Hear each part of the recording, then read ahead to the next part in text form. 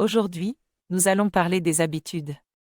Nous avons tous des habitudes, bonnes ou mauvaises, qui sont des actions répétées au quotidien. Elles représentent environ 40% de nos comportements chaque jour et déterminent notre vie. Une habitude est une boucle neurologique en 3 temps, le signal, la routine et la récompense. Le cerveau est régi par 2 modes de décision, le système 1, automatique, rapide et inconscient, et le système 2, conscient, intentionnel et contrôlé. Les mauvaises habitudes sont causées par le stress et l'ennui, et sont un moyen de gérer ces problèmes.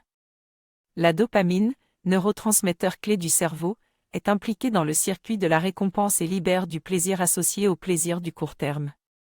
Il est possible de modifier nos habitudes pour en supprimer ou en remplacer certaines. Lorsque je mange du chocolat ou reçois une notification sur mon téléphone, cela me procure de la dopamine qui joue un rôle important dans la formation des habitudes. Cependant, mon cerveau s'habitue rapidement à cette dose et en demande encore plus. Cela explique pourquoi il est difficile de changer ces mauvaises habitudes.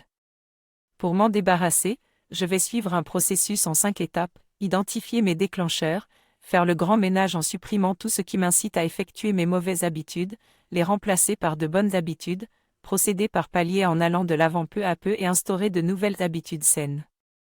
Cela peut prendre du temps, mais même les petits changements peuvent faire de grandes différences avec constance et persévérance. Pour instaurer de nouvelles bonnes habitudes dans ma vie, je dois suivre 5 étapes. Tout d'abord, je dois créer les conditions de mon succès en sélectionnant 3 nouvelles habitudes qui correspondent à ma vie et à mes objectifs. Ensuite, je dois penser en termes d'addiction plutôt que de soustraction en me concentrant sur les gains que mes nouvelles habitudes apporteront plutôt que sur les privations. La 3e étape consiste à afficher mes nouvelles habitudes visuellement et à les partager avec mes amis ou ma famille pour m'engager à les respecter. Pour augmenter mes chances de réussite, je dois trouver un associé qui a la même mission que moi et qui me soutiendra dans mes moments difficiles.